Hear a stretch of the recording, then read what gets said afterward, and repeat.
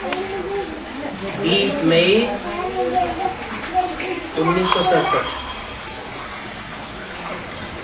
कल्प में एक ही बार लकी चिल्ड्रंस बाप से वर्षा लेने के लिए पुरुषार्थ करते हैं।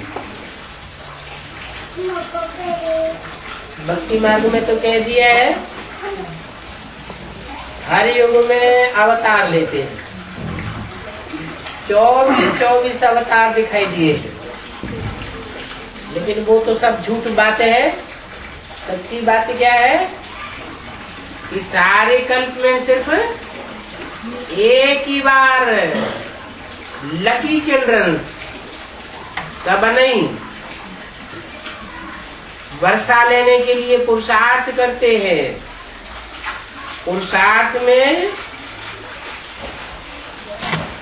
और सब बातें सहज है, सिर्फ इस बात में मेहनत है।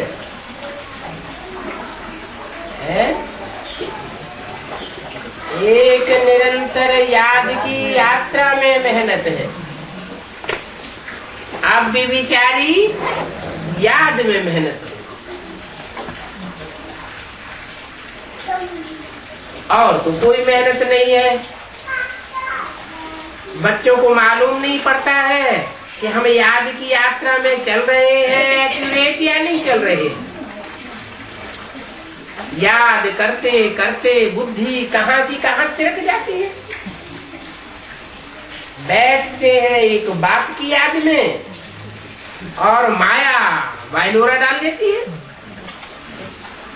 निरंतर याद टिकने ही नहीं देती। बाबा ने कहा है कि शाम को बैठ करके चार्ट लिखो। देखो हमारे चार्ट में कुछ दम है।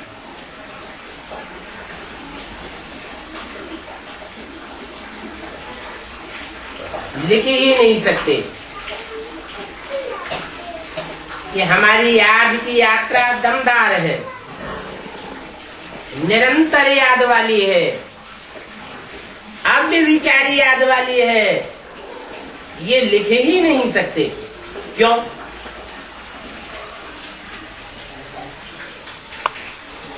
क्यों नहीं लिख सकते? करते नहीं तो नहीं लिखते हैं? करते नहीं तो नहीं, कैसे लिखें? नहीं,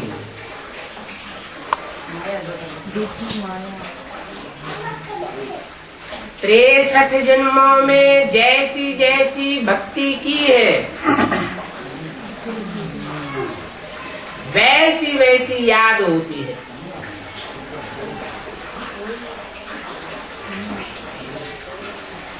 नौधा भक्ति की है, निरंतर याद की है,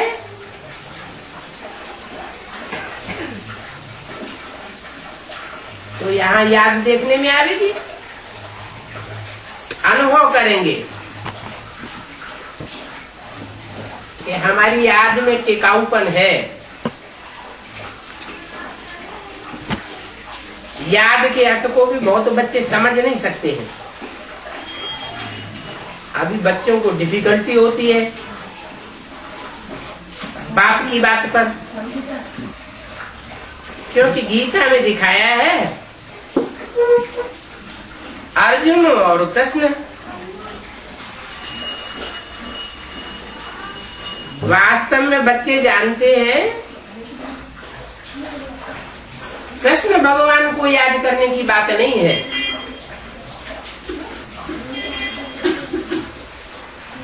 यहाँ तो ऐसे बाप को याद करने की बात है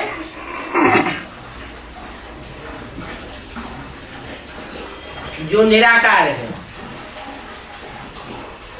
निराकारी, निर्विकारी और निरहंकारी है। बाप आए हैं संगम युग पर तुम बच्चों को राजयोग सिखाने। अभी अर्जुन कौन है?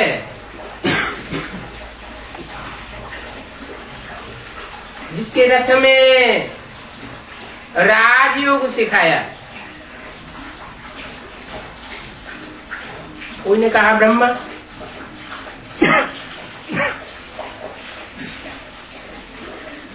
वास्तव में होना तो चाहिए ब्रह्मा, लेकिन कौन सा ब्रह्मा? ब्रह्मा तो अनेकों के नाम दिखाई दिए हैं।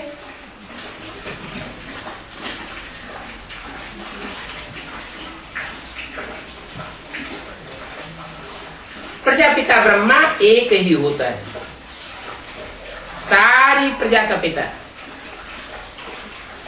तो जरूर प्रजापिता ब्रह्मा के बच्चे ब्राह्मण ब्राह्मणियां चाहिए। प्रजापिता ब्रह्मा ही है, ऐसे नहीं प्रजापिता ब्रह्मा नहीं है। कैसे? प्रजापिता तो पिता है, ब्रह्म माने बड़ी, माँ माने माँ कहाँ है?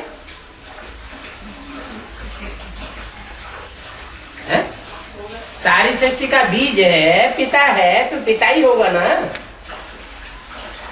ब्रह्मा कैसे हो गया? है?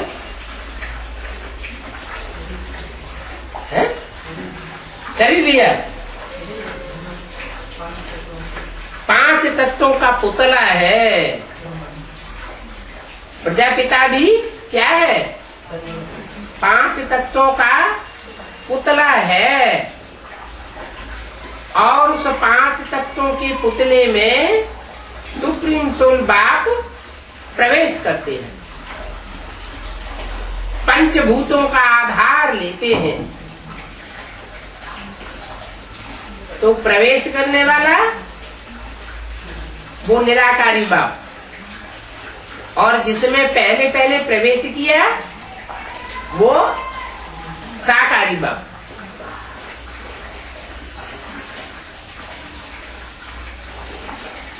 तो प्रजापिता ब्रह्मा से पहली पहली रचना कौन रची गई? वो तो सारी मनुष्य सृष्टि का पिता हो गया। जरूर माता चाहिए, और फिर ब्राह्मण भी चाहिए। माता किस लिए रची जाती है? बच्चों की पैदाइश के लिए। तो प्रजापिता ब्रह्मा माँ को अडॉप्ट करते हैं और ब्राह्मण बच्चों को जन्म देते हैं।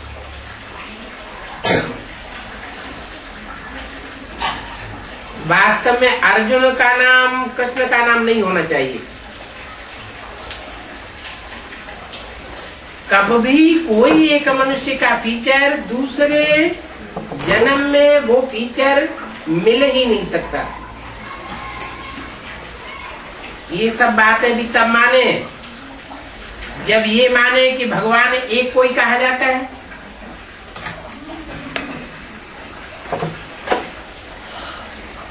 नहीं तो भगवान को सर्वव्यापी कह के अनेकों रूपों बताई दिए।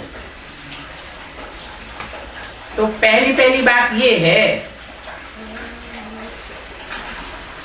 क्या क्या पहली बात? God is one. तो गॉड का बच्चा भी वन कहा जाता है। ऊंच से ऊंच ज्ञान का सागर, पतित पावन, सर्व का सदगति दाता, लिबरेटर, गाइड। कितने कितने टाइटल दे दिए। ऊंच से ऊंचे, तो जरूर कोई कोई से ऊंची होगा ना। कौन कौन से ऊंचे? जो भी धर्म पिताएं हैं उन सब धर्म पिताओं में ऊंच पार्ट बजाने वाला। और ज्ञान का सागर, ज्ञान का सागर बिंदु रूप में कहें या जब साकार में हो तो कहें। साकार में होगा तो प्रत्यक्ष होगा ज्ञान का सागर। जैसे सागर में अगाध रतन भरे पड़े हैं, सीमा नहीं। फिर पतित पावन, क्या पतितों को पावन बनाने वाला। बिंदी रूप में कैसे कहेंगे पतितों को पावन बनाने वाला?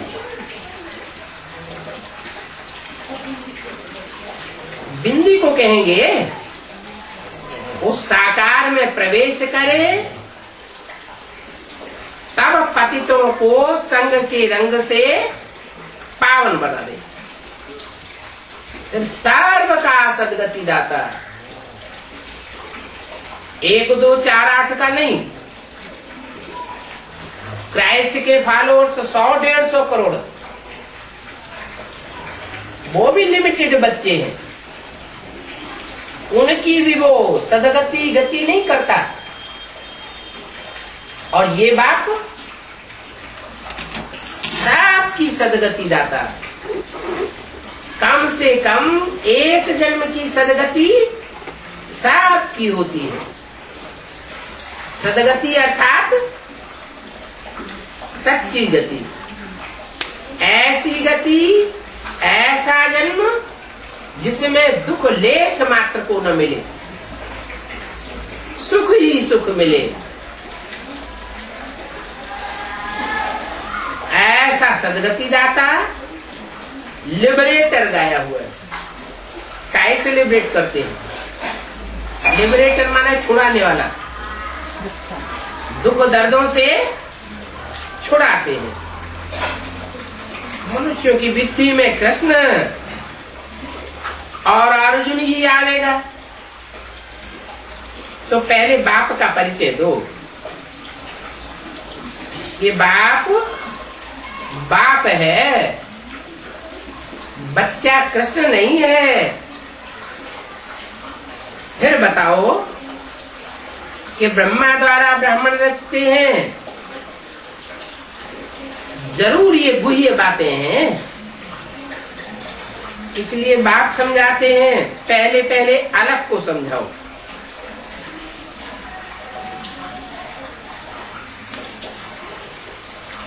क्या ब्रह्मा द्वारा क्या करते हैं? ब्रह्मा द्वारा ब्राह्मण रचते हैं। ब्राह्मणों को वर्षा ब्रह्मा द्वारा नहीं मिलता है। किसके द्वारा मिलता है? वर्षा फिर भी प्रजापिता ब्रह्मा के द्वारा मिलता है। तो पहले पहले अलग को समझाना पड़े। अलग माना खड़ा डंडा,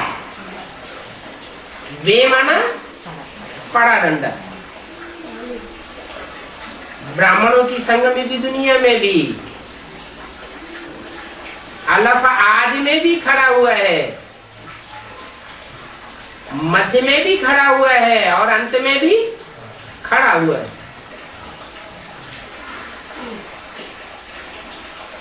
पुरुषार्थ में थकने वाला नहीं है। और जो भी मनुष्य मात्र है वो कुछ न कुछ पुरुषार्थ में थक जाते हैं। थक जाते हैं तो अनिश्चय बुद्धि हो जाते हैं, माया उनके ऊपर अच्छी तरह सवार हो जाती है, पछाड़ देती है।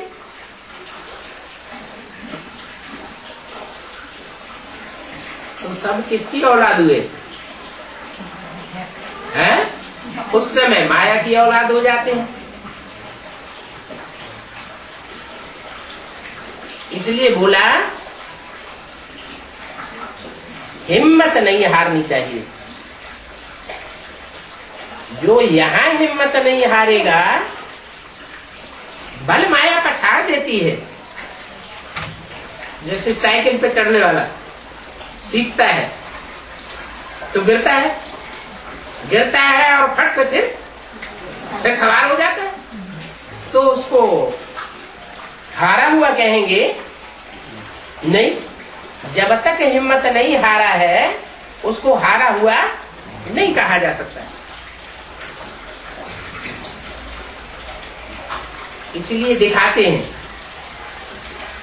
कि युद्ध भूमि में जो पीठ दे करके भागता है वो है हारा हुआ, और जो लड़ते लड़ते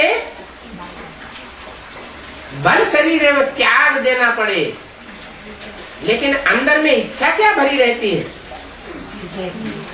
मैं विजयी बनूंगा, तो अंत मते सोगति, अगला जन्म फिर मिलता है, फिर युद्ध करता है। हिम्मते बच्चे मदद बाप।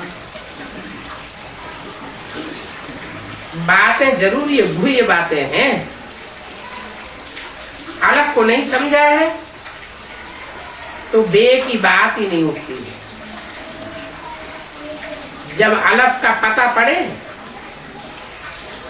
तो हेवनली गॉड फादर का पता पड़े।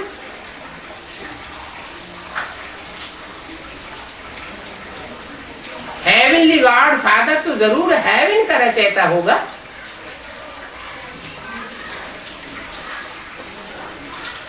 नरक का रचयिता तो नहीं होगा। भारत को स्वर्ग का मालिक बनाया था और भारत स्वर्गवासी था।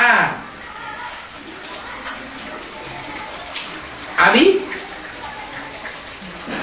कहाँ का वासी बन गया, अभी नरकवासी बन गया।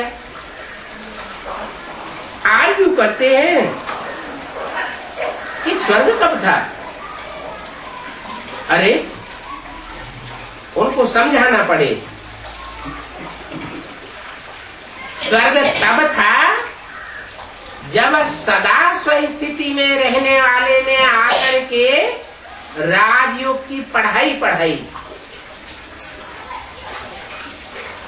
और पढ़ने वालों ने स्वस्थिति को प्राप्त किया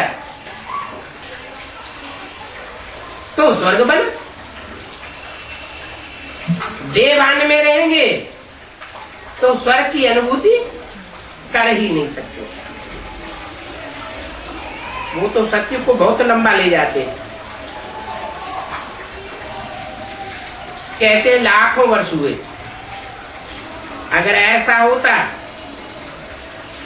तो फिर आज सृष्टि पर मनुष्य कितने हो जाते। अभी तो गिनती करते हैं,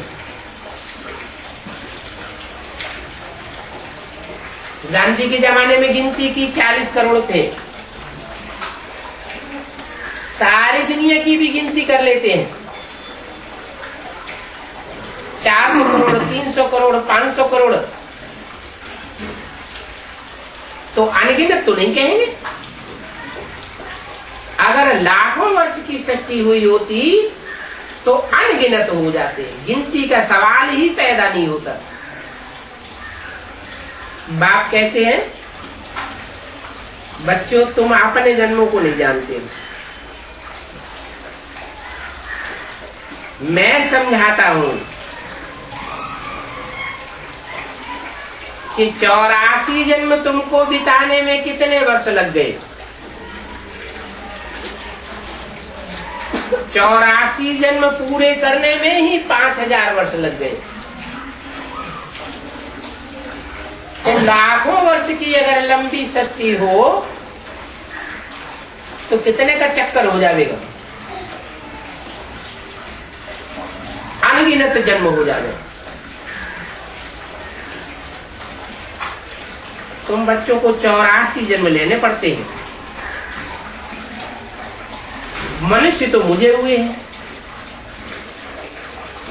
तुम जानते हो सब तो एक रस नहीं समझ सकते।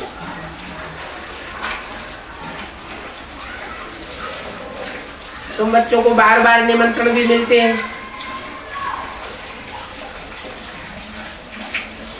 कहते हैं गुलजार को मनोहर को समझाने के लिए हमारे पास भेजो, तो सिद्ध करना है ये बात जो बार बार बुलाते हैं, तो इससे क्या सिद्ध होता है कि मनोहर और गुलजार होशियार बच्चे हैं जिनको बार बार बुलाते हैं। पुरुषार्थ कर अगर समझेंगे, समझावेंगे नहीं तो पद कैसे पावेंगे? कम पद हो जाएंगे।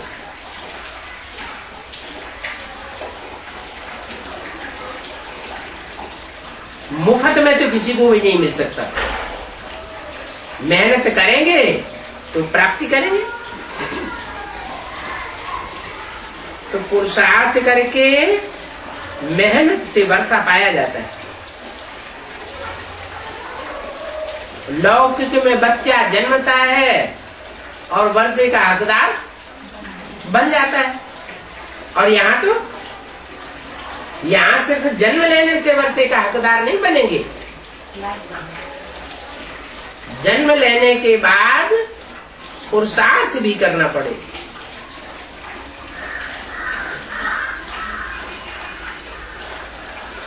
सारा मदार पढ़ाई के ऊपर है। इसमें भी ज्ञान है मुख्य। हम समझते हैं कि जो ज्ञानी ठहरा वो बड़ा ठहरा। जिसमें ज्ञान कम है जरूर वो छोटा बनने वाला है। और ज्ञान भी सुनने सुनाने का नहीं कि सुन लिया, सुनाई लिया, समझ लिया, समझाई दिया, नहीं, धारण करने वाला भी है। धारणा में भी, जीवन में ज्ञान देखने में आता हो तो मेहनत की बात है। बाप कहते हैं मन मना भव। जो मन मना भव बनेंगे वो मध्य आदि भव भी बनेंगे। जितना मन मेरे में लगा होगा उतना मध्यादि भव भी बनेंगे। क्या मतलब? जहां हमारा मन होगा वहां हमारा तन और धन दोनों जाएगा। मन मन दिल कहते ना, हमारी दिल आ गई तो दिल आ गई तो हमने सब कुछ न्यौछावर कर दिया। तो जहां दिल आ जाती है वहां तन और धन लगाना कोई मुश्किल काम नहीं होता है। मन मना भव बनेंगे तब ही मत्यादि भव बनेंगे। मत्यादि भव माना मेरे में सब कुछ यजन करने वाला बन। यजन करना माना स्वाहा करना।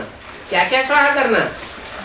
तन मन धन समय संपर्क संबंध है, जो भी शक्तियां हैं उन सबको मेरे लिए अर्पण कर दे। तो कहेंगे मध्यादि भव हुआ। विकर्म विनाश होने का और कोई रास्ता नहीं है। क्या? पाप कर्म भस्म कब होंगे? जब मन मना भव के साथ साथ मध्य आदि भव भी बन जाए तो पाप कर्म सब भस्म हो जाएगा। इसलिए कहते हैं सिर्फ माम एकम याद करो और कोई दूजम को याद न करो। मेरे को याद करेंगे तो प्रैक्टिस होते होते एक ऐसी स्थिति आ जाएगी कि तुम्हारी सारी शक्तियां मेरे में स्वाहा हो जाएगी। तन भी स्वाहा हो जाएगा, मन भी स्वाहा हो जाएगा, धन भी स्वाहा हो जाएगा। जो भी संपर्की हैं उन संपर्कियों से तुम जो काम लेते हो अपनी भलाई के लिए या दूसरों की सेवा के लिए, वो संपर्कियों की सारी शक्ति ईश्वरीय सेवा में लगा देंगे।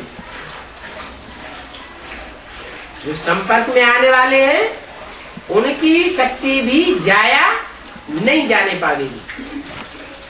और संबंधियों की भी सारी शक्ति लगा देंगे। तो सिर्फ मामेकम याद करो। बच्चों को कोशिश करके अलफ के ऊपर ठहराना है। क्या? एक होता है अलफ, एक होता है बे, फिर आगे और भी अक्षर है बहुत, बे पे टे ते से जिन चे, ढेर सारे अक्षर। उनके ऊपर ठहराने की कोशिश नहीं करना। किसके ऊपर मेहनत लगानी है? अलफ को समझाने की मेहनत लगानी है। ये भी नहीं कहा कि नुक्ता को समझाने की मेहनत करनी है। नुक्ता माने बिंदी। बिंदी को क्या समझा देंगे? मेरी आत्मा का नाम बिंदी है, बिंदी का नाम आत्मा शिव है। उसको समझावेंगी क्या? जब प्रवेश करे तो समझ में आवे कि ये क्या क्या कार्य करता है, क्या बायोग्राफी है, क्या जीवन कहानी है। तो अलग पर ठहराना है, नहीं तो समझना चाहिए कि ये अलग पर नहीं ठहरता है, बुद्धि बार बार इसकी तिरक जाती है। तो क्या समझना चाहिए? किसी को हम कोशिश करते हैं अलफ का पूरा परिचय देने की, और उसकी बुद्धि में वो अलफ नहीं ठहरता है, तो उसके बारे में क्या समझना चाहिए? है? हाँ, ये हमारे कुल का नहीं है। इसके पीछे माथा मारना बेकार है। फालतू माथा भी मारते रहे और अंत में ही हमको धोखा दे जाएगा। आखिर फिर भी दूसरे धर्म में कन्वर्ट हो जाएगा। इस जन्म में ये बाप से वर्षा लेने का भी नहीं है। अगर होता तो थोड़ा सा समझाने पर भी इसकी बुद्धि में बैठ जाता। क्यों? कोई की बुद्धि में थोड़ा सा समझाने से बैठ जाता है, और कोई की बुद्धि में रोज रोज समझाते रहो, रोज रोज पकड़ते रहो, फिर भी वो तिरक जाता है। ऐसा क्यों होता है? हैं? नहीं, हमारे कुल का क्यों नहीं है? हम बना के छोड़ेंगे। हमारे कुल का क्यों नहीं बनेगा? हैं? नहीं, पूर्व जन्मों में ये बाप के कनेक्शन में आया ही नहीं होगा। जन्म जन्मांतर बाप से संबंध इसने जोड़ा ही नहीं होगा। संपर्क संबंध में पूर्व जन्मों में जो आत्मा जितनी जास्ती आई होगी राम और कृष्ण के संपर्क संबंध में, उसकी बुद्धि में जल्दी बैठेगा। उनमें भी जो बाप के जन्म जन्मांतर के साथी होंगे, उनकी बुद्धि में न बैठे ये बात हो ही नहीं सकती। इसलिए कहते हैं बनी बनाई बन रही है और अब कछ बननी ना, नहीं कोई बात नहीं बनेगी।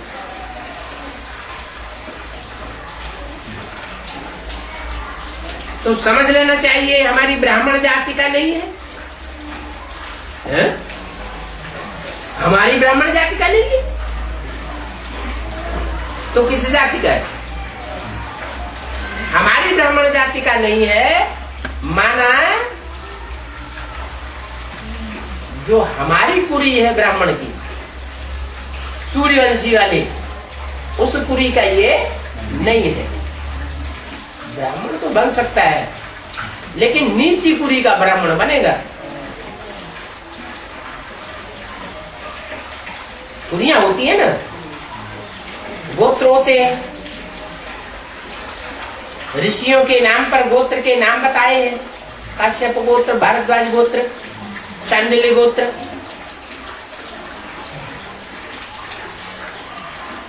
हम ऊंच कुल के बच्चे हैं, हम बाप के पहले पहले कुल के बच्चे हैं। हमने तो जैसे ही हमको किसी ने सुनाया और फट से हमारी बुद्धि ने कैच कर लिया। दुकान पर माल दिखाने जाते हैं ना, कोई को माल पसंद नहीं आवेगा तो चला जाएगा। अब ये तो ईश्वरीय माल मिलता है। ईश्वरीय माल किनको पसंद आवेगा? जो ईश्वर के बच्चे होंगे उनको ईश्वरीय माल पसंद आवेगा। तो ये तुम बच्चों की दुकानदारी है। बिरला कोई ये व्यापार करे। ये ज्ञान रत्नों का व्यापार सब कोई नहीं कर सकते।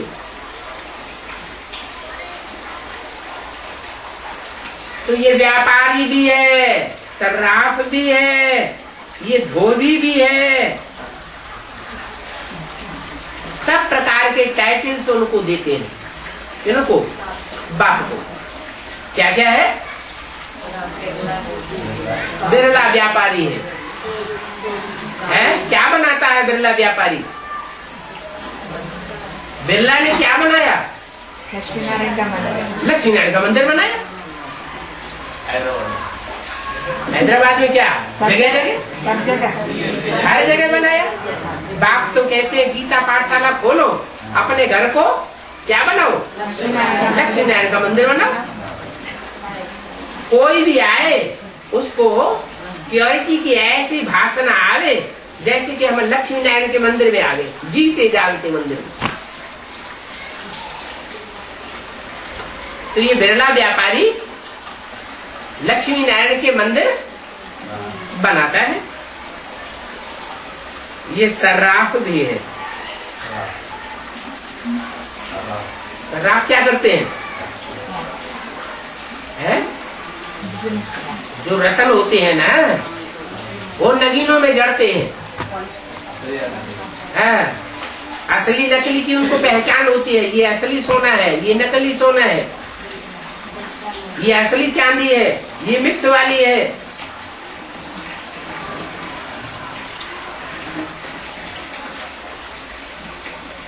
धोबी भी है। क्या धोता है? कपड़े धोता है। कौन से कपड़े धोता है?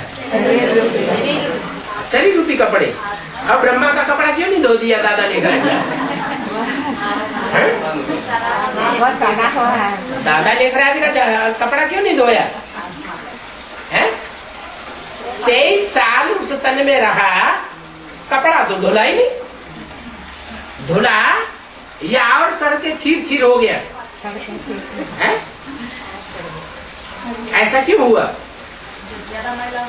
हाँ, जो कपड़ा ज्यादा सड़ा हुआ होता है और उसको सटका लगाओ तो क्या होता है? तो फट जाता है। तो बोला धोबी भी है, लेकिन कैसे कपड़ों को धोते हैं?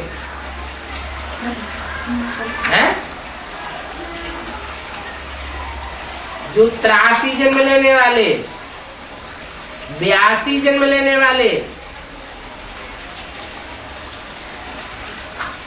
उन कपड़ों को नहीं धोते। कैसे कपड़ों को धोते? जो पूरे 84 जन्म लेने वाले हैं उनके कपड़ों को धोते।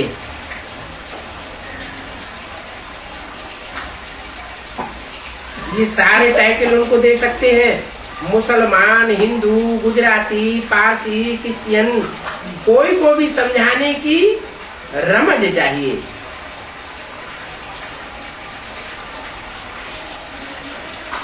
सबका गॉडफादर एक ही है। क्या बोलते? अरे ये तो देवताओं का, हिंदुओं का ही गॉडफादर है। मुसलमान लोग आके कहें कि हमारा गॉडफादर तो है नहीं, हमको होता तो हमको वर्षा देता।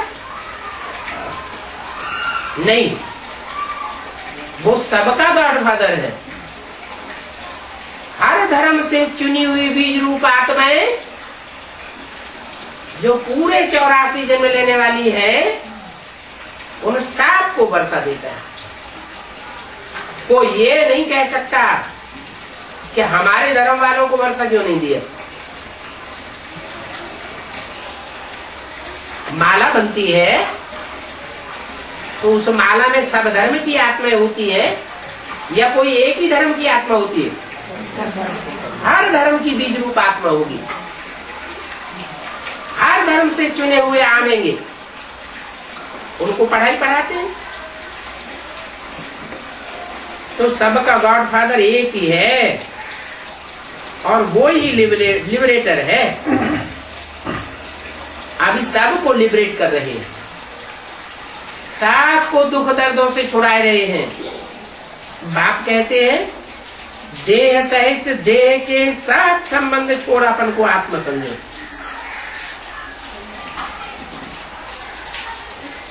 लिबरेट कब बनेंगे? लिबरेट कब होंगे? छूटेंगे कब?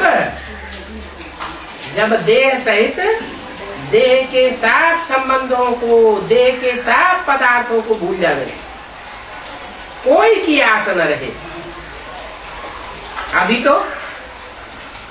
अभी चेकिंग करते हैं तो क्या पाते हैं? देह देह के संबंधियों की आस कुछ न कुछ बनी रहती है।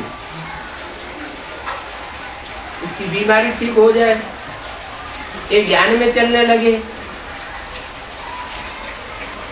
ये पैसे से फला फूला हो जाए,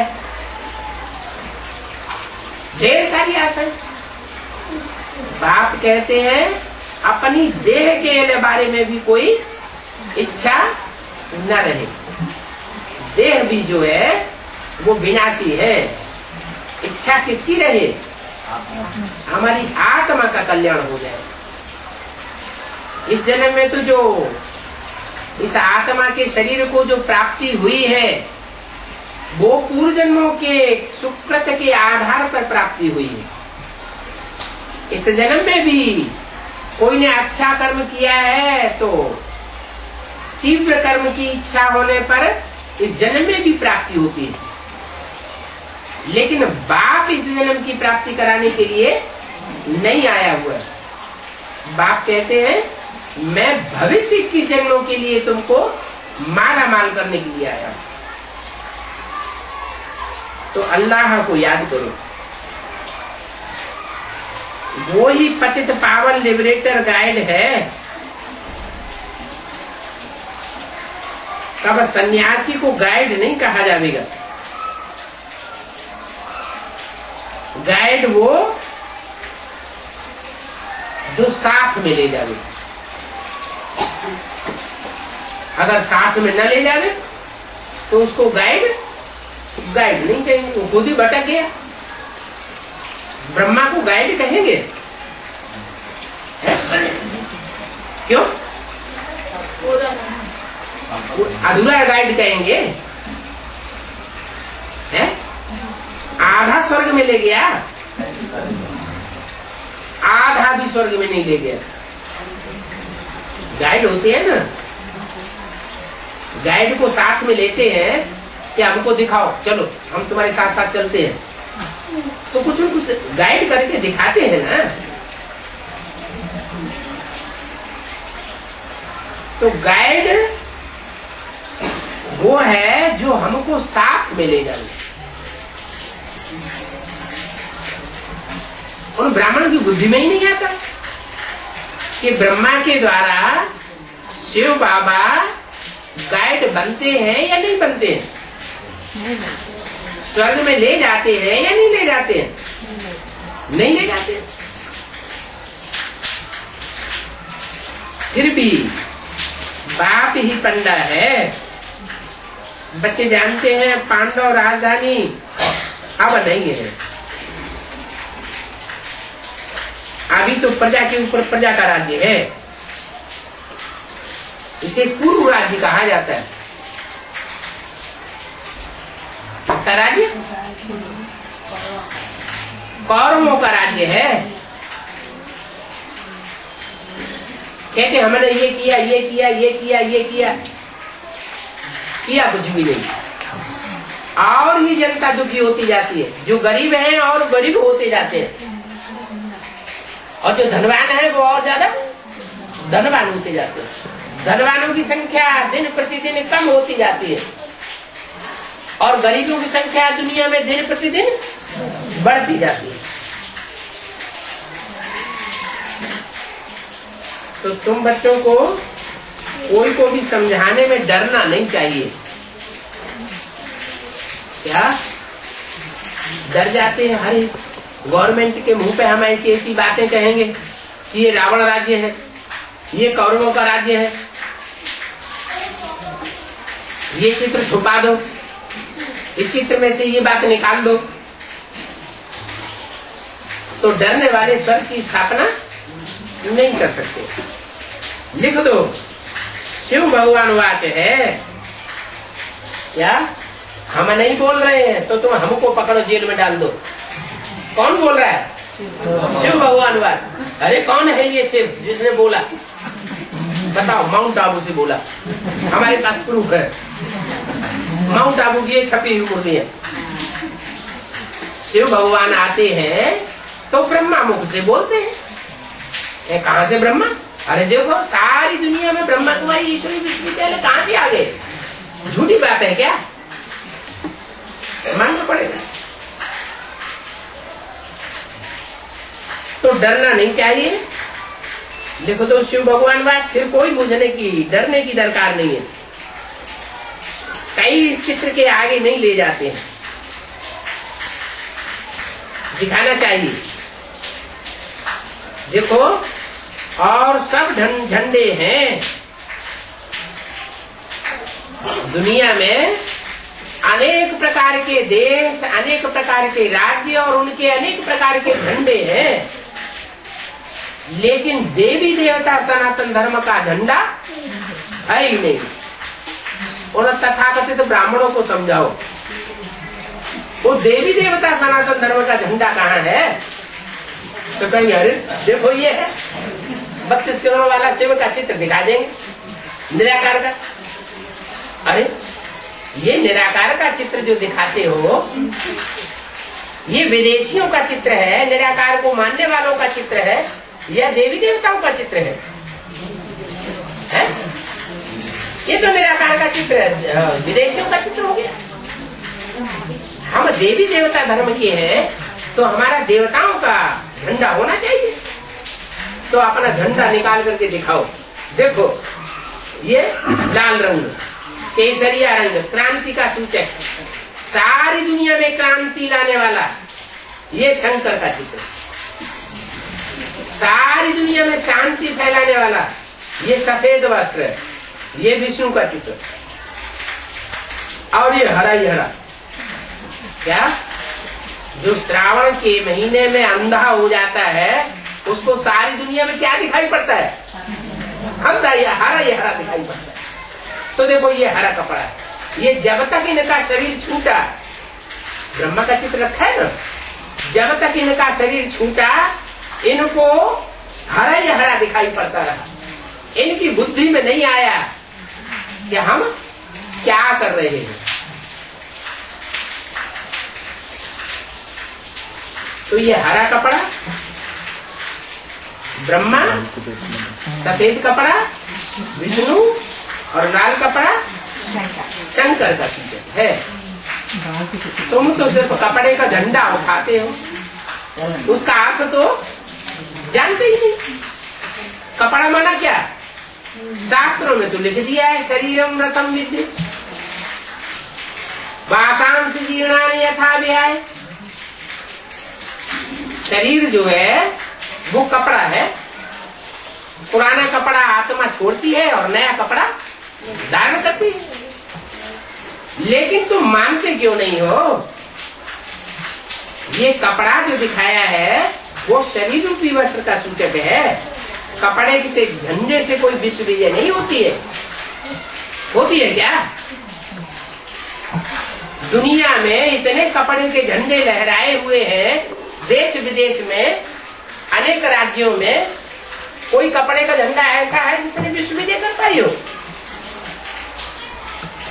ये तो कोई चैतन्य शरीर रूपी वस्त्र हैं जिन्होंने सारे विश्व के ऊपर विजय प्राप्त करके दिखाई थी। इसलिए हमारे झंडे में ये गायन है, विश्व विजय करके दिखला दो तब हो भी पूर्ण हमारा। कपड़े का झंडा नहीं विश्व विजय करेगा, समझो। कौन सा झंडा विश्व विजय करेगा? चैतन्य शरीर रूपी वस्त्रों को समझो। वो कौन से 3 शरीर रूपी वस्त्र हैं जिन्होंने कल पहले भी विश्व विजय करके दिखाई थी और अभी परमात्मा बाप फिर भी उनसे विश्व विजय कराने वाले। अभी तो सनातन धर्म प्रायः लोप हो गया। बाप आते हैं, अनेक धर्मों का विनाश कराते हैं और एक सत्धर्म की स्थापना कराते हैं। गीता में भी लिखा हुआ है, अनेक धर्मों का विनाश और एक सत्धर्म की स्थापना।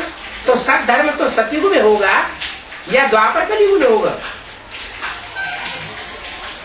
सत्य माना सच्चा, सत्धर्म कहाँ होगा?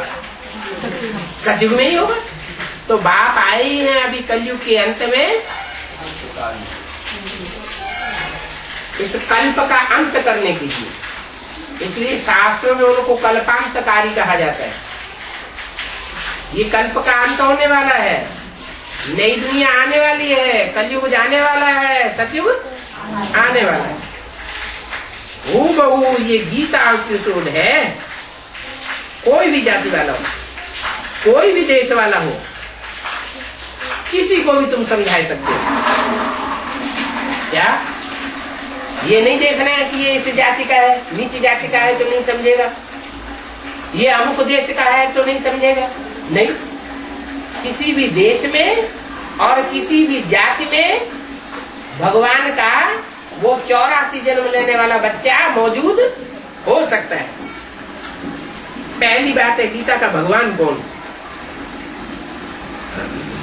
ये बात भी समझानी। गीता माता है तो गीता पति भगवान कौन? गीता ज्ञान के ऊपर अथॉरिटी रखने वाला कौन?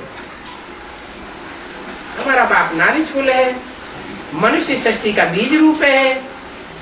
जो सारी मनुष्य सृष्टि का बीज रूप है वही गीता का भगवान है, वही सत्य है, चैतन्य है। ये संस्कार आत्मा में रहते हैं। तुम सभी को समझा सकते हो। वो पतित पावन है, लिबरेटर है, रहम दिल है। सारी सृष्टि इस समय तमो प्रधान है और नई सृष्टि होती है सतो प्रधान, जहाँ देवी देवताओं का राज्य होता है। अभी बाप उस धर्म की स्थापना कर रहे हैं। ये ही ब्राह्मण पढ़ करके प्योर बन जाएंगे, योग में रह करके पुरुषार्थ करके पवित्र बनेंगे। और यही समय है जबकि महाभारत लड़ाई भी सामने खड़ी हुई है। क्या इसका नाम महाभारत लड़ाई है। भारत और भारत के आसपास के देशों में ये लड़ाई जोर से छिड़ेगी, कोई रोक नहीं सकता। उस लड़ाई के पहले ही पुरुषार्थ कर लेना है। अगर पहले ही पुरुषार्थ नहीं किया तो बाद में टू लेट हो जाएगा, फिर कोई भी पुरुषार्थ नहीं कर सकेंगे। धुआं तो एक तरफ ही देखते रहते हैं। अच्छा, मीठे मीठे रूहानी बच्चों को रूहानी बाप दादा का याद प्यार गुड मॉर्निंग।